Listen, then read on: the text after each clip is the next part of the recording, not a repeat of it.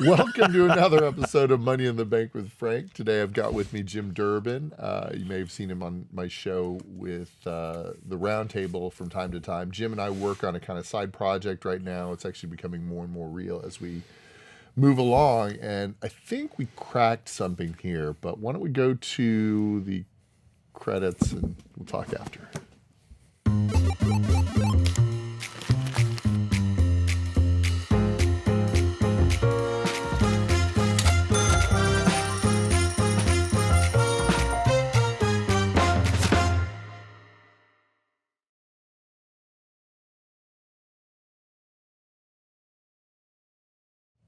Welcome back, everybody. I think I've had enough segments to talk about employee benefits and healthcare on this show and different ERISA plans. And we're working today on a project that we find glaringly obvious that seems to be totally missing in the conversation. And that is that, everyone's blaming either the employer for not knowing what they're supposed to be buying. And then people are blaming the other side of the equation, the pharmacy benefit manager, who's really processing the claims, doing the adjudication, and doing a lot of work, but they're not actually a named fiduciary.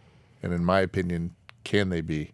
And then the people who are actually supposed to be providing the service to said payer, employer, benefit manager, the brokers, are getting away with doing nothing but showing the same three plans and finding ways and quoting bids that are completely inaccurate. I think the brokers, I think it's a good opportunity for us as an industry should actually focus on being the fiduciary, the stewards of the good information. Before we go there, I need to back up. Let's get a couple of things down. One, what is an ERISA plan and why do pharmacy manage it? Well, typically, what is the ERISA plan? This is your retirement, your 401k. Is there anything else involved in that? So there's a number of plans. ERISA plans were created back in '74 based on the Studebaker issue. And pension went bad. Pension went bad, and the government Prior to stepped that, in. people put their money into pensions. The companies were supposed to hold on to them. They paid those pensions, but they were also kind of all built on Ponzi schemes too, which is more workers coming and paying the old benefits. Correct. When the company now goes out of business with the mergers and acquisitions, there's no more pension. Now you have these old people who vote who all just lost their life savings and there's nothing to do it, so they created legislation. Right. And that's the idea of the ERISA, is that a portable pension. Right. Employer retirement and protection, ERISA, yeah. So ERISA, the important part to think about is that it covers all welfare benefit plans, and that focuses on things like retirement. What's welfare benefit in terms of legislation? So what they threw in there that we have, when I say we, I mean the financial services when I say financial service, I mean the investment advisor community that's actually licensed through FINRA, SEC, or other community, not the life insurance, health insurance side of the equation. But we have been hammered on the retirement side, and what we completely ignored and didn't pay attention to was the pharmacy side of the equation, the drug part of the equation. So the definition of ERISA is a welfare plan, because that's the problem. Is I think sometimes we talk about pharmacy benefits, people are thinking about pharmaceutical companies and what happens when we're talking to on CNN. Oh, Pfizer's making a bunch of money off this drug, and like they haven't thought through. There's manufacturers, there's the management companies which are doing the adjudication, there's the transportation, there's the mail order, there's the doctors, the insurance. So there's a lot that goes into that, and all we're thinking is something we heard on CNN about drug prices. So I just want to make sure we're careful on those. When you say welfare plan, you're not talking about people going on the dole. It's the definition that says any plan, program, or fund that an employer maintains, I'm going to come to that in a second, to provide medical, surgical, or hospital care, benefits for sickness, accident, disability, or death. So that doesn't talk about retirement at all. That's literally just a welfare plan, which is medical benefits. Right. Okay. And if you take into consideration that and you got to the crux of it right there, the employer has a set of money, a chunk of money that they have actually collected from their employees, and their responsibility is to manage that properly. And that's why when they say welfare benefits, it's literally there to pay for their drugs, not to pay for golf, not to pay for research. So that's an interesting thing because the companies have taken it in. That really does. If the idea is that you have to be careful in terms of investment, you're a certified financial planner. I don't even know if I'm supposed to say trademark or something after that. I feel like I'm supposed to throw that out. But when you're looking at that, it makes sense because your retirement's a big deal. The whole point was saving pensions. People may manage their pensions badly, so we give it to a 401k broker and they solve all of them. But it didn't occur to me before that money's actually going in. My money, because it's the company subsidizes your health insurance, and they are paying for your. And sometimes they drugs as don't, well. right? Sometimes they don't. Sometimes they pick a plan and they say, "We do have a retirement plan. We do not contribute to the retirement plan. This is your money, and we've chosen this custodian to do the work, and it's now an employer-sponsored plan, right? Gives it certain benefits and protections, but same thing for health insurance. The health insurance, the human resources, somebody, director of benefits, has chosen the type of health insurance plan unbeknownst to you. You didn't have a say in doing it. You hope that they did it for your benefit. They chose the plans, right? They didn't choose it specifically for you. They chose it based on the population of employees in that company, municipality, union, whatever. But somebody chose that plan, and that plan was chosen in accordance with a broker that they hired or an advisor that they hired to show them plans. And those plans are showed to them based on, as we know, these requests for proposals. And then maybe they get enough data, but they're getting shown the same stuff over and over again, and it's all bad. Is it a lack of expertise? And let me just preface that by saying I used to work with someone who was in benefits compensation, and they were looking for a VP of benefits compensation. This was 20 years ago. Big company, big blue chip company, $250,000 or more was the salary for this VP. And he said he sat down with all the people who did this role in the city he was in, and he goes, "It's the biggest bunch of morons I've ever met." There's this word, as I couldn't believe they had nothing. They sat there and basically every answer was, "I delegate to somebody else." So he figured, you know what, I'll go the other route. I'll go find some of these independent brokers that are offering different kinds of compensation plans and tables, and it's not full benefits. But he goes, the only people dumber that I've ever met in my life than these VPs were these individual independent consultants who basically had a framework, handed it to us, and then would charge us a huge amount of money, call that compensation.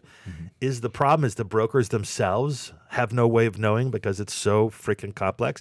How is some broker going to know that I need heart medication or that heart medication also leads me to take something else, but I can't use the generic? How would they possibly even know those or be able to from the complexities of it?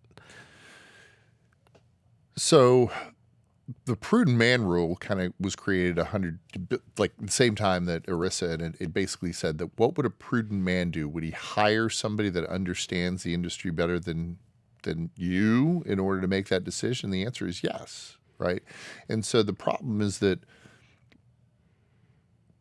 there has been no regulatory oversight on the health side of the equation. On the investment side, all the time, you've seen just record legislation on trimming the fat on retirement plans. You see it all the time on his older, richer voters. Yeah, because all of a sudden we realize that my retirement plan, how much money is going to that broker that's doing nothing? I'm calling Fidelity directly. Who's this guy, right? You know, it's like, so we have that kind of oversight on the retirement side, but no one has put the scare to the health insurance side of the business. That scare is an interesting word too, because look at this. Here's the thing. If you talk to anybody on the financial advisory side and you say that compliance has a question for you, like you just start sweating, cold sweat, your face drains of all color. Compliance is very, very scary, right? The compliance officer at these big firms, they have the ultimate control, and their job is to say no, right? And that's find God's one officer, error. yeah. They imagine there's a bunch of other ones. Right. So if you take a look at the health side of the equation, like I don't know anybody, I've never heard the word compliance once Right. in any of I these haven't heard that RFPs. the Have you people we've been- seen? Did you see the word compliance anywhere? Only any in of terms these of RFPs? INBR actuarial analysis, nothing to do with the plans themselves or. Right. So how do you know Right. if it's even in compliance? Like I I would don't love think to see I one don't of think these. it's something, as you've been pointed out, that has been pointed, which kind of takes us to this point of fiduciary Right. aspect of it, right? So before we get there, it's the model, right? So the question is do the brokers have the expertise to actually know? And the chances are probably not. It's like picking stocks in the stock market versus they clarify. Yep. There's an overall plan, there are the specifics, and people think maybe the specifics are supposed to be there. But the problem is it the amount of money that's coming in for how little they're doing? Like if they were just taking some small fee, that wouldn't be a bad issue. But is it that there's no regulation on that? Is it the spread finance model isn't as good as fixed, and that's where the legislation's coming in? So I had a employee benefit advisor. Whenever I was working with Diana, talking to Diana, she introduced me to one of her friends who was an employee benefit advisor. And we were on the same call at the same time, and I thought this would be great. Let me talk to him. Let me have him ask some questions, and let me see what his thoughts are on this model of this vendor that we're working with. And after we got off the call, I realized that he was not going to be my friend, and that his model did not fit my model and what I wanted to do. And his specific words to me were, you're going to need to talk to this person at our company. He's the one that handles all of that stuff. And so I actually reached out to our vendor, and they said, absolutely. As a matter of fact, that company loves us. The problem is that they don't get compensated very well when they use us. So while it's the right thing to do, these companies are not providing or presenting all of the options that are in the best interest of the client. And that's the biggest problem with that. And if you look at the amount of money that's being spent based on, and I know you hate it when I do this, but based on our gross domestic product, 18%, which is to say like literally $18 out of 100. That's up to 21 or 22 now. Could be, is actually spent on health insurance. If you think about that, like we complain about how much gas is, we complain about our electricity bill, but we're not complaining about the insurance going up. It's too complex to figure out. Yeah. I got $200 of bills from last year that I have no clue if I'm supposed to spend or not. I mean, I hit my deductible. Why am I paying these? Mm-hmm. Am I paying them? Like, there's just no way to know. It takes hours to go through it. And if you take a look at the past couple of days, there was actually some information, or there was some stuff that came out on one of the big insurers, and it was a Medicare Advantage plan. And they're like, well, they got delisted. They got like kicked out of the Medicare Advantage plan because they actually didn't cover enough. You have to cover at least 85%, and it didn't. And so that meant that they actually made even more money, but they got kicked off the program. It's like, you've got these huge companies that actually have actuaries and people. They should know what they're covering, and they should be able to hit that number. But that means they're saying no a lot. Did that mean they hit their number to take that extra money and be good for the quarter and worry about next quarter? Yeah, but now they can't. Now they're going to be kicked off the program. They're not going to be considered Medicare Advantage. And now all the people that actually signed up for that Medicare Advantage program, they got their bonus for that quarter. Of course. And yeah, grand opening, grand closing. Maybe they go out of business. I don't know. My point is that, like, these numbers they're working against us. Right. And we're not even looking. You know, people aren't even looking. And the people that are supposed to be watching out for. Well, that's what we don't know who's supposed to be looking out. And so your theory is about the fiduciary stuff. So let's get into that. So we've got this problem of pricing, this problem of brokers who don't have the all-knowing knowledge to solve the problems of their people, but they're not even trying, but they're taking big chunks of money for it, which is the per employee per model. Or, I mean, the amount of money that comes through is shocking for how little you actually end up doing. But it's industry standard. Per employee per month, or per member per month. You know, that's if you're lucky enough to have a. It's basically a fee. Spotify. Yeah, it's like a Spotify subscription for every person that's out there every month, whether or not they use it. But then you're collecting a commission on top of it. Mm-hmm. So the problem is that model. Obviously, with the more money that you have, the more grotesque that begins to look. And we all have problems with pricing models if you changed out. But the fiduciary takes it in a different description, different place, because what it says is that somehow somebody somewhere is responsible. And you've talked about not just legislation, but there's both lawsuits and class actions that have been filed. I mean, let's just go right to the hammer. What is proof that somebody out there is getting in trouble for not doing a good job at their choices in PBMs? So Osceola, Florida has a lawsuit out there, and it's going after the brokers and the advisors. We could probably put a link to that in the show notes. The contention is that, the work wasn't done on for the best interest of the client, right? If it's a school district and you've got 1,000 employees, I'm just making up numbers here with spitball for a minute, all right? 1,000 employees, the multiplier is like 2.3, right? 2.3 covered lives per employee. So there's usually a spouse and a child, maybe more or less. So 1,000 employees, 2,300 covered lives in that plan. 2,300 covered lives on average does about 10 prescriptions each a year. So that's what, 23? Yeah, 23 per. Yeah.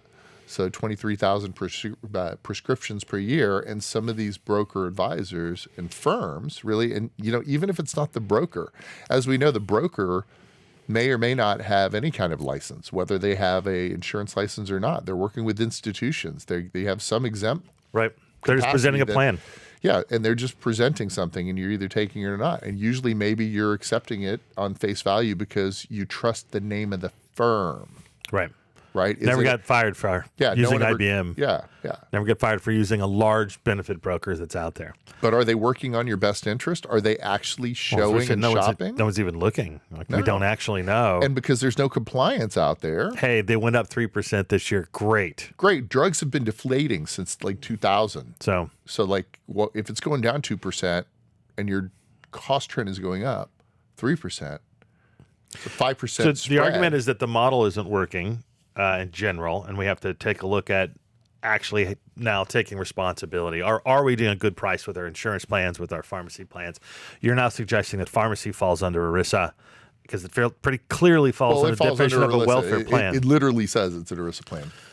But we don't have fiduciaries. Health insurance, in place. on the other hand, not so much, right? Right. Health insurance is different, but it might or might not be. But in this case, for sure, we know pharmacy is. So I want to get at two things on fiduciary. The first is I want you to define all of them just to make sure that we're clear on them. And then I want to start arguing whether or not PBM is a fiduciary and basically what role is opened up or what is not being appeared and people out of compliance. So first, let's just address what are the different kinds. The fiduciary basically is responsible for taking care of someone else's money. But legally, what are the different kinds that you're talking about? Right, and that's basically, let's say if you're a person and you are now the executor on your parents' estate, right, you're a fiduciary. You're responsible to the beneficiaries, whoever they may be. You may be the only beneficiary, in which case, no harm, no foul.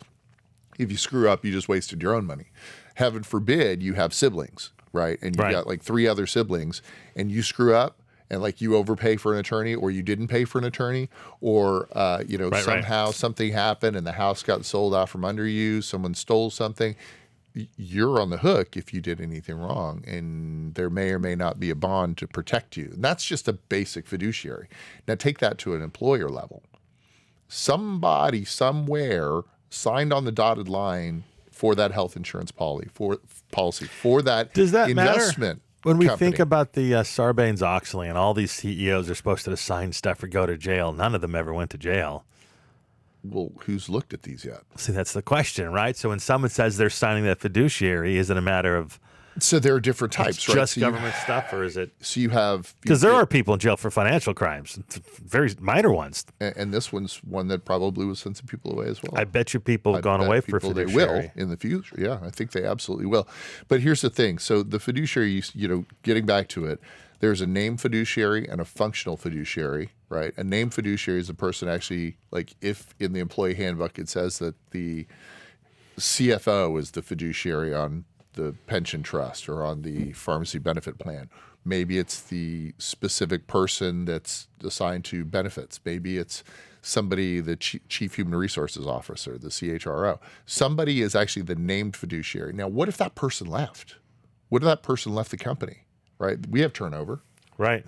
How often does that person actually re-sign up onto that plan? Like, did you actually call up XYZ healthcare company and say this new person is the named fiduciary? I doubt it. Right. Right there, How you're would out you of even know? compliance. Right there, you're out of In compliance. fact, I was just looking up fiduciary crime. It's not a crime in Texas, although you can be charged with financial crimes. It is in California. It's a criminal fine that if you fail to act in the client's best interests, it's a breach of fiduciary duty, and it's 6 months and 6 months in jail. It's a misdemeanor, 6 months in jail. But so it falls on the breach of fiduciary duty. The proving it falls on the plaintiff that something actually occurred here. So it's just simply a matter of comparison. I'm sure then it's a matter of how much, like how egregious. It'd be interesting to see how many people have actually done that. Because I don't think there's anybody in our space that thinks that they go to jail for this. Right. And I think that a lot of those things will change based on the amount of money that is being mishandled. And that's why you're seeing Congress right looking into it. And as we've all talked about before, once the eye of Sauron is on you, nothing good's going to happen. They're going to dig until they find something. And it's not really hard to find what's happening here. It's just going to be a matter of scale. You go after someone employee's profit plan that was paying them $100 a year, you go to jail. You go after something that they're paying $500 a month into of their own money every month. Yeah, that makes a big difference. That can be tens of thousands of dollars on the back end. So there's a regular fiduciary, there's a named fiduciary, and this is the person who signed. So in the absence of someone who signed, the company's just flat out of compliance. Right. Well, then there's going to be a functional fiduciary. So basically, we know that fiduciary. Payroll in general is responsible. So the operations for people who run the company doing that, right? But ultimately, as a whole, the payer, the company, the municipality, the agency, the union, whoever it is, whatever has group, an individual who signed off. The company itself is still, like, as an entity, we know somebody at the company in the corporate level is responsible. So the company itself would be fine. The functional fiduciary is doing the work, but it doesn't have the responsibility. Like for them, it's more like errors and omissions type of issues. This is the conundrum, is that they're doing the work, but they're doing it very, very poorly, and they're violating the prudent man rule, in which case when the fines come, it's going to go to whoever is deemed to be the fiduciary. So it's the named one. Right. The functional ones won't be getting in trouble. Or well, they might. They will. They could. Right, because if there is no named one, if there's no named functional fiduciary or named so fiduciary, this is like the office manager that's signing the checks. The CEO ultimately is going to be responsible, right? So the office manager signs checks and now is guilty of fraud because they sign their names on the bank account too.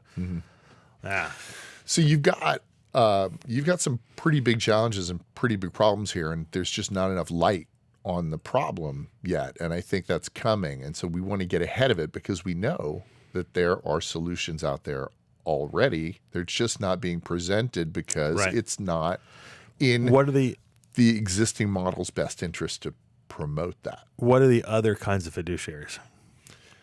So then you've got so there's on the investment side, there are specific definitions for different types of fiduciary. So you start off with the 316 fiduciary. That is a fiduciary who is responsible up and down for signing the 5500, making sure all the compliance and administration has been done. Then you have a second type of fiduciary, which on the investment side comes up with the actual investment options and choices. That's a 338 fiduciary. That one is the one that's able to choose out of the 7,000 mutual funds on a menu. We're going to pick out about 12 or 13 for cost effectiveness that cover all of the asset classes properly, right? My contention there is that one's going to be a little more difficult on the pharmacy side.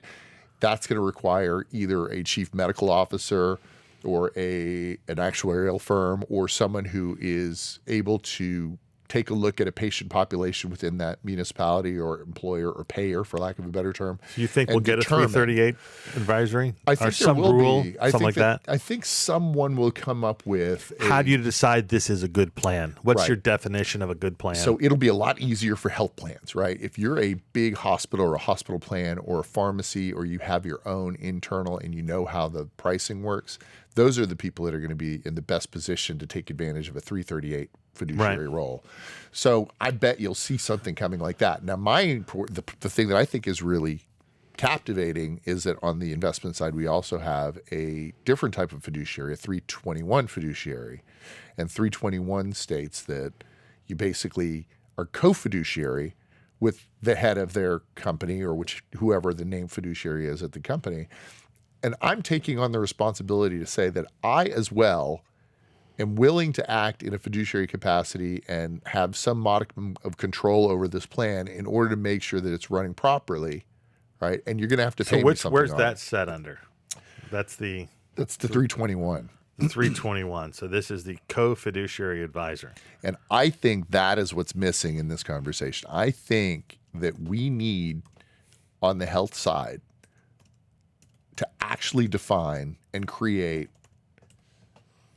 a co-fiduciary role, and that should be a broker. They're still That saying should that be an 321 is an investment investment advisor. Yeah, but that's what I'm saying. On the investment side, that's defined. Right. On the pharmacy benefit side, there's no definition for fiduciary. There's no separate definition for fiduciary.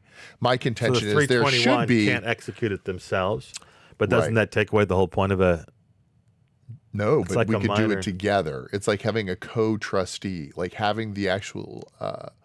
At least together it brings we make them a back. decision. So the idea is if you're using my recommendations and I'm working with you, you still have to execute it, but I'm taking on some of that risk. It's like joint liability. Right. You're not on your own anymore. And when they bring us in, we're going to show you how we made these decisions. Instead of just saying, I trusted Joe the broker, instead I can actually show you what occurred. So it's another layer of protection. That's right.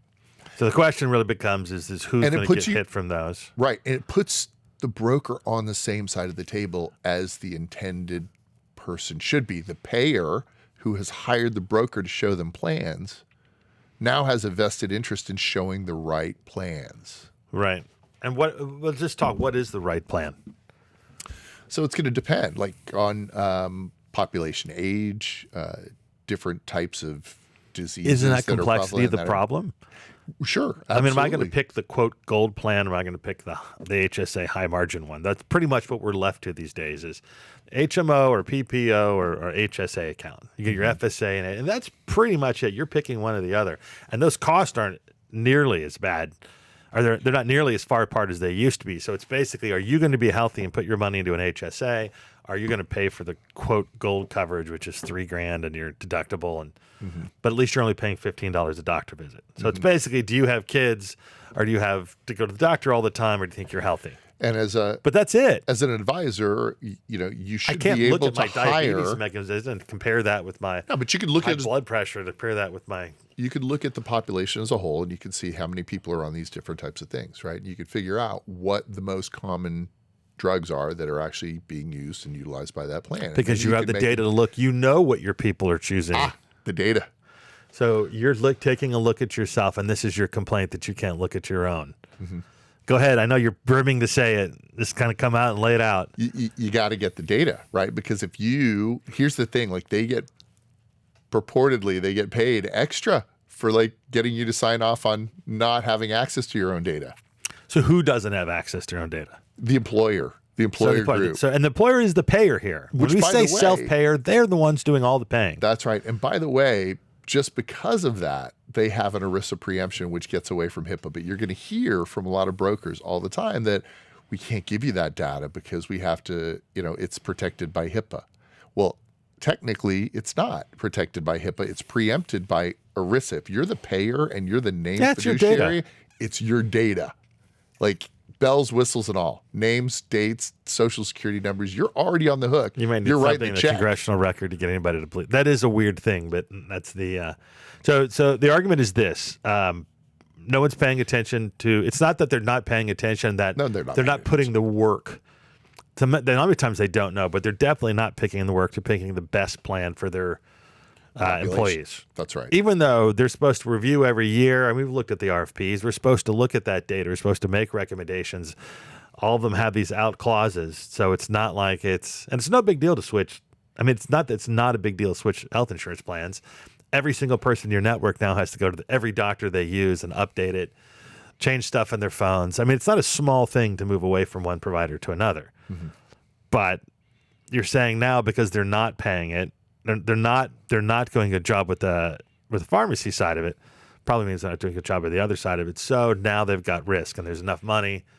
And so you're going to come in and fix this. Is the risk? You're going to sign away the risk. What's actually going to do for the company? So I mean, the risk is fine, but So I don't know that existing brokers are going to be able to adopt this model easily. And I think that's where the gap is. And the reason that they're not going to be able to adopt this easily is because they're going to have tail risk themselves. There's so much undisclosed compensation running around out there in these health plans where they're taking from Jack and giving to Jill using, whether it's like an administrative fee or a plan implementation fee. Like, wait, so you, Mr. Broker at XYZ Benefit Advisory Company, are actually going to take the employee information and input that and type that into the database that goes over to Blue Cross Blue Shield, to CapRx, to SmithRx? No. So why are you doing an implementation fee? Because it's standard. Because they can. It's like when you go to you go to a closing for a house and there's 15 cents a copy and there's 500 pages and you've got this huge bill and you say, no, scratch that off, right? No one knows to do that. No one does that, right? We all have that one friend of ours who we think is cheap, but they're really just actually doing what they're supposed to. Right. Right. So it's challenging because those brokerage firms, those big advisors, have already taken all that undisclosed compensation. So they're going to have tail risk on every one of the plans that they did not. Tail risk. Yeah. Yeah. So every person that they had as a client the more that people before, hear about this, the more likely they are. So in this weird thing where they're making they're money like, you hand chose over it. fist. Look, I showed you 3. You chose one. That's on you. As Right, opposed that's to, what but did you show us the right 3? Well, Right. that's on you too. You didn't do the look. And now people are going to be forced to do the due diligence. Oh, and by the way, Consolidated Appropriations Act of 2021, look it up, CAA.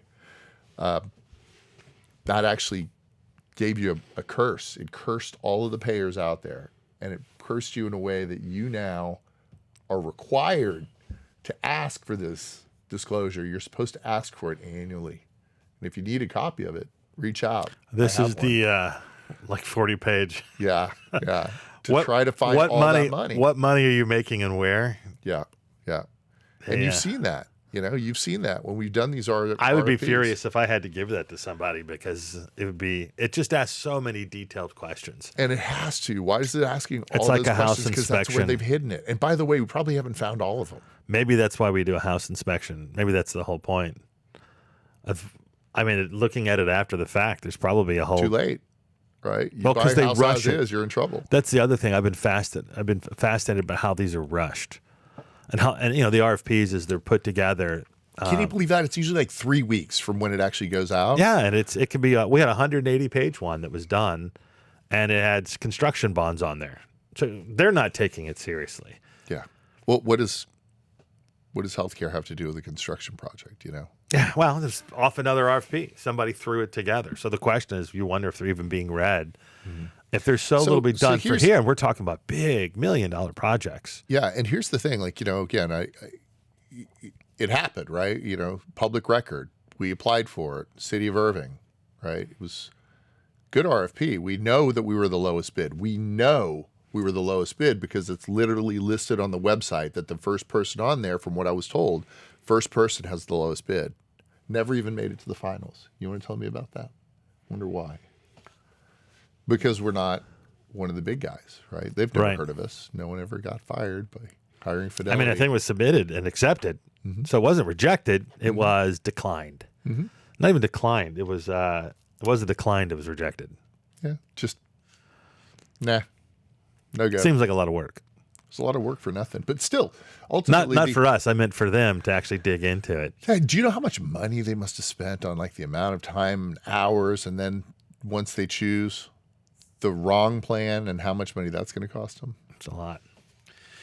So let's go. So let's talk a little bit about PBMs because you were doing some research and we found some of these laws. Like basically, can a PBM be a fiduciary? So let me start off. Why can't they just fix that by having Bill just become the guy who signs stuff? Here's $300,000, Bill. You're the fiduciary. So this is how deep I've actually gone into this subject. I've not only gone through pretty much every YouTube video ever created that talks about pharmacy benefit management, but I've also gone through Spotify and listened to everything.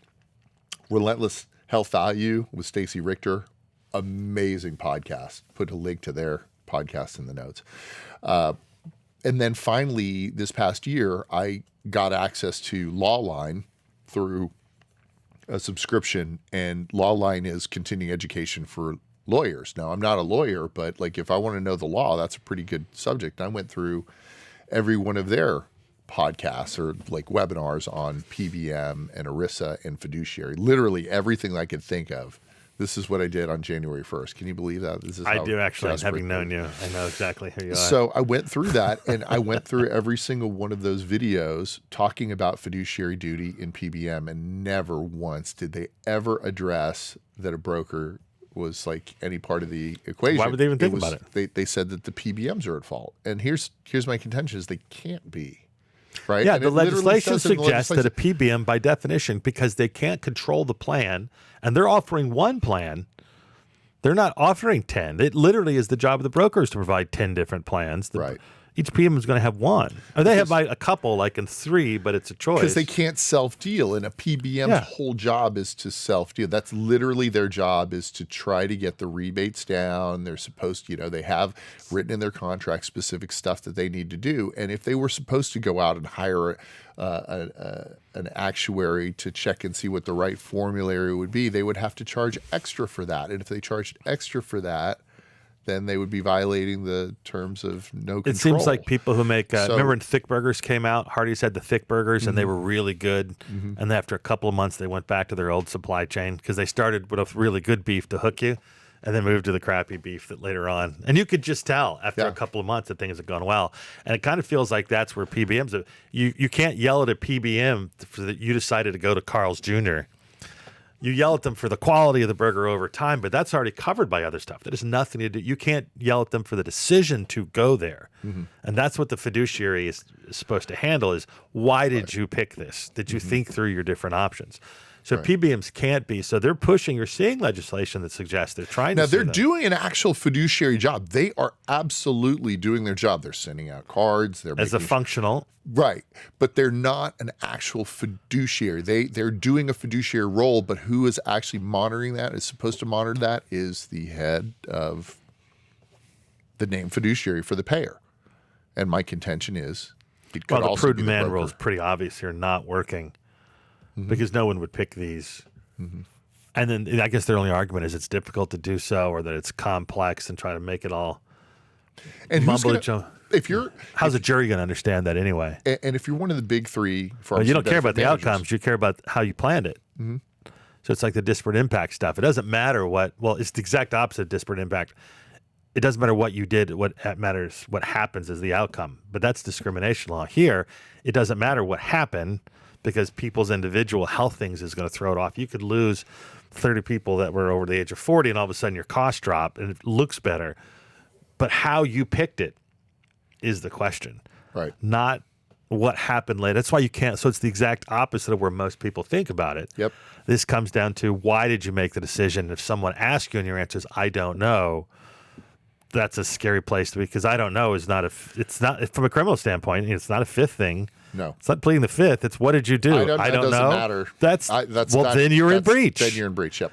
Yeah, there's no defense for it if they don't know. And why do like the whole idea is that, like, why would we even offer this as a company? Like, why don't you just come to work and then get your own benefits and do your own The thing? tax subsidies. That was the whole point. Well, that they as couldn't well fix from as- Obamacare. Because if we were all working for ourselves and paying for our own health insurance, like, what's our motivation to work for you? And so they had to have these incentives. And the problem is they're not capable of. It is a running large them. chunk of money that's subsidized, that goes off tax-free.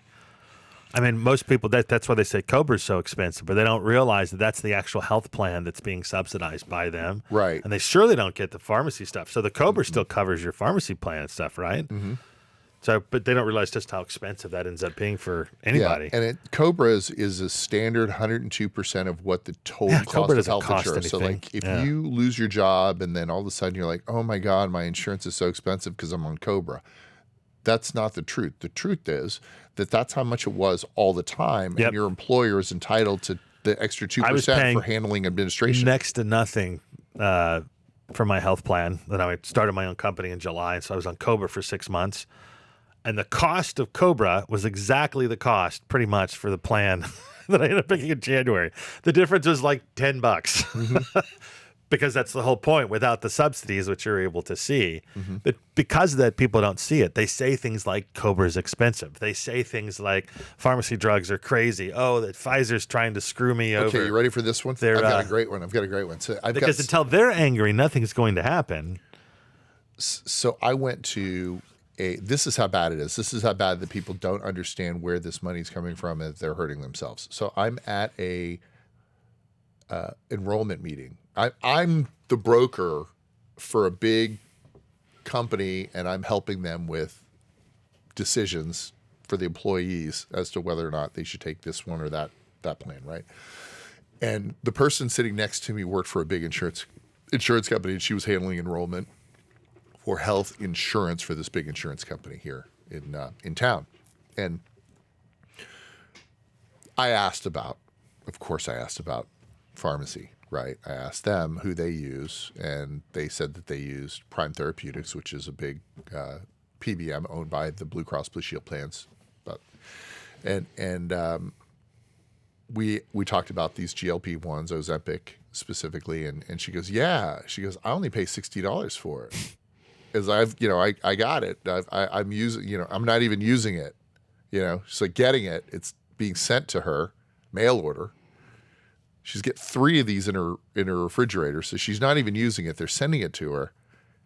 Remember, she's a licensed life insurance or health insurance person, so you'd think that she would know how this works. But she says that they say that I could be responsible for $60, but I haven't had to pay anything. Do you know who's paying something? Company? The company, your employers, your coworkers are paying and subsidizing. You're not using Ozempic at $1,600 or whatever it is. Someone is paying that money. That is so crazy. And that's coming out of the plan. So let me ask you 2 questions, and this is where it gets much harder, right? So one is why? So you've come up with the idea of using a 321, or is there any law that has to be changed to make you a 321 to make that? Well, I don't see. That's the thing, is I'm going to have to figure that out, right? So we're going to have to come up with, does this cross over? Are these equivalent options? Are these the same or different? If they're different, we're going to have to get a legal opinion to figure it out, whether or not it's more likely than not the same. Okay. And then the other question would be, what's to stop a company from just signing on? Shouldn't be that hard to find a fiduciary, right? Why can't they just go and say, we're done? Yeah. I challenge any payer to do that. I want to see. When they robbed Los Alamos. Ask everybody, like anybody, ask your employee benefit advisor to put in writing that they will be the fiduciary on your PBM plan. Anybody, any one of them. They won't do it? I mean, that's the thing. If this is big enough of a deal. I'll do it. So Los Alamos was robbed in the late 90s, all through the 90s. They had an internet connection running, a dial-up modem that was sending nuclear secrets across the ocean. They had not been doing background checks. So one of my friends was one of the security people that were involved, and says normally it takes about 6 weeks to do a check. We had everybody on that place done in less than 2 weeks. Mm-hmm. Classic case of closing the doors after the horse. By the way, no one else has ever heard of this. This didn't go into congressional things. By the way, they just had it happen again. They just had another background issue with Los Alamos in the last, I think, year or two. It's because it's not that important. Is this going to be one of those things? How do you make sure that it's not something swept under the rug or just a quick rule change that says you can't follow up? How do we know that this is something that's not easily fixed? Well, everybody needs a co-beneficiary. The first thing that needs to happen is every company out there that has or runs an employee benefit plan, a welfare plan, a pharmacy benefit management plan, a retirement plan even, you need to make sure that there is a named fiduciary, that somebody is held accountable. Secondarily, so in case someone left, your data, right? You need your data, right? And you need to get it in. You need to ask for it, and if you ask for it and they don't give it to you, then you need to reach out to the Department of Labor and complain. And it's hard to do that because if you're an existing CHRO or benefits person and this happens and they find out how much money you've wasted over the years, right? If you do an audit and you see Yeah, we've lost 20 million in the last 5 years. You know, Which is not that surprising. They're worried. So the only way out of this, really, the only way to fix this and address this is for the brokers and advisors to step in and do what they're supposed to do, which is to say, look, it may not have been done right in the past, but we're willing to do it right from here on. Don't hurt us, right? Right. And I don't know that they're going to be willing to do that, and I don't know that I would be willing to do that if I didn't have a brand new company. If I had a brand new company, I'm able, because I'm small, to do that. Right. They're not going to be able to do that because they have too much tail risk. And look up the definition of tail risk. It's basically what happens from what happened before. You see this a lot with malpractice insurance for doctors. A doctor might have an insurance policy that covers them up until the date that they're done doing it, but it doesn't cover prior acts. And so when they go to work it sounds at a more hospital, like tech debt instead of tail risk. Tail risk is a giant pig in a python. That's 3 standard deviations off of what you expected. So tail risk is where tail risk. So it might be different. Yeah, different. Tail risk is that you basically are not covered for any stuff that you did in the past. Okay. So moving forward, they could be perfectly compliant, but all of their clients from the past, they have been taking that undisclosed compensation. They can't be a fiduciary on those plans. We should argue about that later on, because if you're using that word and it's not what other people are using. They're saying basically it's the black swan event that you couldn't have guessed, which kind of fits into what you're saying, but you're saying, no, it's tech debt. This is your risk that's going to sit there, period. It doesn't go away. You murdered somebody 20 years ago, and somebody found out because you sent in a Forever 23 or whatever it is, Forever 23 and Me or whatever. Turns out it was your cousin. And it turns out, but like, that's the tail risk. You might get caught. The good news is that your cousin wasn't actually your uncle's, so it's not you. Well, there's that. There's that, yeah. So that's what tail risk. Let me tell you a story about the sweet little HR girl. She went to a conference in Washington, D.C. She worked for a large staffing firm, and they went to an HR conference, and they were talking about IRS risk.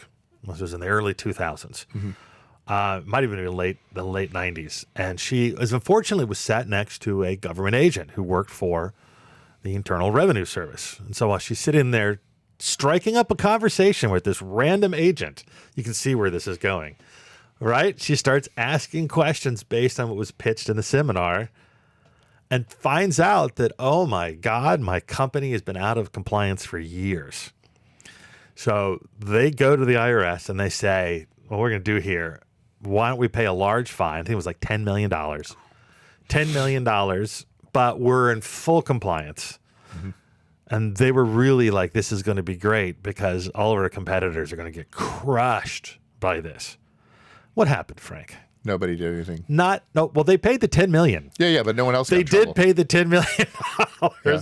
Nobody else was even called, because the whole point was like, if you're going to hand somebody money in their lap, they're going to take it. Mm-hmm. But actually proving or going through it is so much of another issue. Is this one? I mean, because that was clear. That should have been. That was in the law. Mm-hmm. They identified it. It's unfortunate that she... Self-disclosed, yeah. Yeah.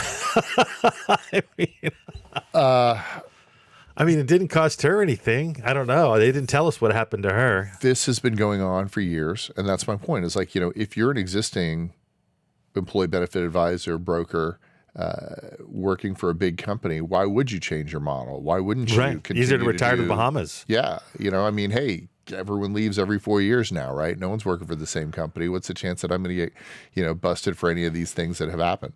Well, hopefully that happens for you. But in the case that we know that the government is now looking, they're going to find this. It's not like mortgage servicers where they can just hide it away and give you a new one. I mean, this would be so good for so many companies, because we've discussed that the amount of money that could be saved here, right? Yeah, and, it's $1,000 easily per employee. And if you can do that, well, not easily, but it depends on the size of the plan, right? Yeah, but ultimately, 2 to 10,000, for the millions vast of dollars. Majority of companies that are not the 100,000, 200,000 life plans. Those are the ones, the smaller plans are the ones that are subsidizing the larger plans. And if we are able to fix this, just think of how much more money productively can go to things that really are, as opposed to going to the, the benefits three are of the being top. three of the and- top 20 companies in the world that, based on the fact that they're able to charge what they do because it's health. And we will pay any amount of money for drugs, right? And for health, So, Yeah, I'm going to say health, like a politician would, not drugs, Right. like a street pusher would, yeah. or a boomer. I don't want to sound like either. So anyway, this is my journey. This is what I've seen, and I'm quite fascinated on what's going to happen in the future. But the thing that's the most important to consider is that we're all going to get older. We're all going to be in a hospital bed at some point in the future. Right. And wouldn't you want it more reasonably to be like a better experience? And you could do that with better coverage, with better margins, and that's not what's happening now. Right. Short-sightedly, someone's going for, hey, I got another car and a house in Florida for pitching this plan that all the money got gobbled up by the wrong people.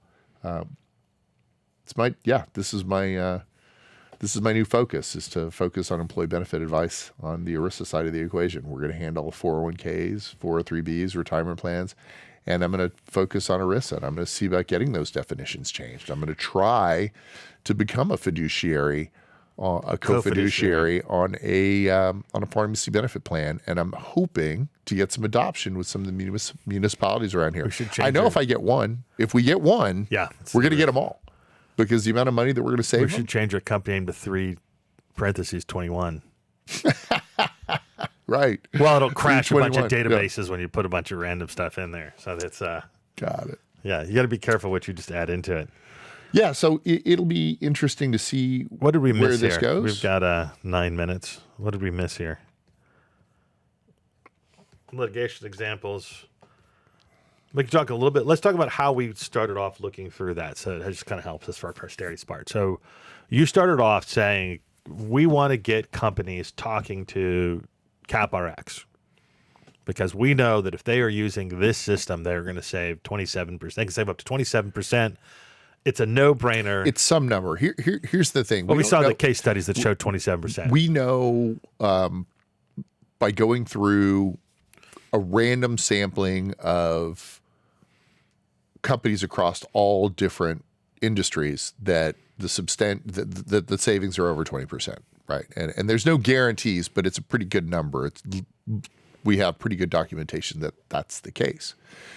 And if you just consider that case that we talked about before, 1,000 employees, 2,300 times 10, average drug spend per employee is $1,100 a year. 1,100 times 23,000 or 2,300 is somewhere north of $28 million, something like that, right? And if you could save 20% of that, what could you do with that? No, it ends up being like 5% of your total spend. It's amazing. 401ks, wellness plans, pet insurance. And when you've got growth, if you look at China, right, which by the way has, they had awful numbers for them, worst numbers in growth in the history of China, right, for 5% growth. And for other countries, 5% growth in GDP would be a big deal. Right. But like for them, it's the worst they've ever had. Can you imagine, like, instead of making additional 5%, saving that same 5%? It's a lot easier to save it than it is to actually have additional salespeople going out and selling stuff. Right. And in terms of inflationary wouldn't you pressure do and it? all, you could brag the crap out of it. I mean, it becomes a reason to come work for this company. Mm-hmm. Your health costs are lower.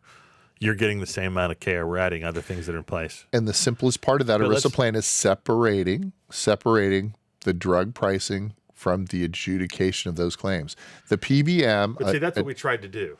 Our idea was we were going to try to put in and get specifically meeting with the employee benefit managers and the CHROs. Mm-hmm. And that didn't work because it looked like everything was bundled. Now, we don't know if it didn't work because it's not going to work or if that's just the way things had been done. Mm-hmm. So we couldn't understand why, if I can sit in front of you and say I'm saving you $4 million a year, why that somebody's ears wouldn't perk up. And so we're stuck with the RFPs versus actually talking to them versus getting a COO or CEO involved and saying, here's $4 million, your CHO's not doing it. So we got this weird spot to be where we're going to set appointments, we're going to do RFPs, but the people who should be looking, the question is until they get shocked. And then we've seen the Mark Cuban stuff and others where they begin to talk about in general, hey, wait a minute. It's the line you've been giving, which is your health insurance company. What? No. I sell bikes. No, you spend $60 million a year on health insurance and drugs. You're a health insurance company in addition to selling bikes. Thank you, by the way. I've been pitching this forever, and of course he steals it from me. His microphone's bigger, right? You know, yeah, well, he's got other fights going on right now. So, yeah. But you're right. You're absolutely correct that it's difficult to get the adult in the room. And I say this all the time with all sincerity. I think that people that are in charge of human resources are challenged. They've got a very heavy lift. It's very difficult. They are, without a doubt, the soul of a company. But how many CHROs are numbers people? They're not. That's the problem.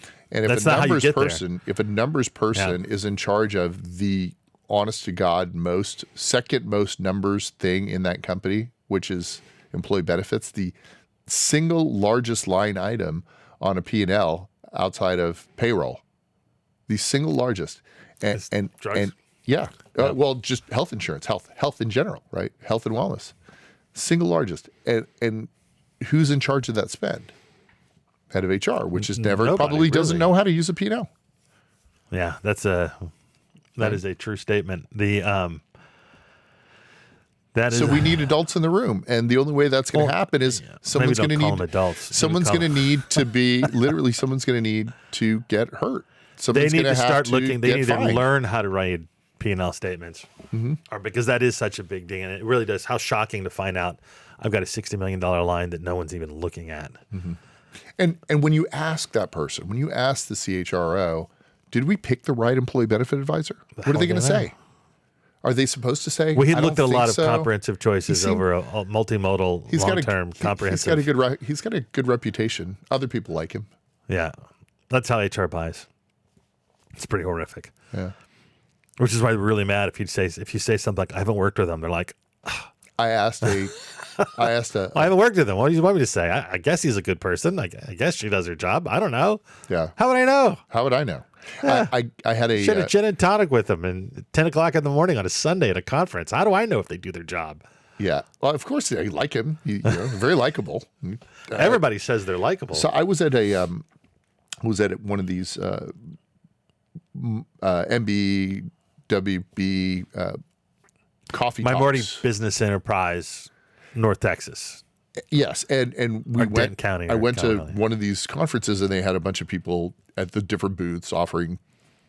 These are purchasers. These are people, and I got to speak to the brand new head of human resources for one of the municipalities, and I said, "Oh, well, this is what I do. I handle general health insurance and health insurance consulting, pharmacy benefit management consulting." And the direct quote was, "Oh, I think we have one coming up here in March," which, by the way, they do and did. And how do you put those out? And it's, "Oh, I just call John, Oh, how did you get? So John is just, yeah, he was in the book, and they said that when this needs to happen, just call him and he'll do it." Use this book. Here. Can I be in that book? Yeah. How do I get my name added to that book, please? Can I reach out and say, "Can I be in the book?"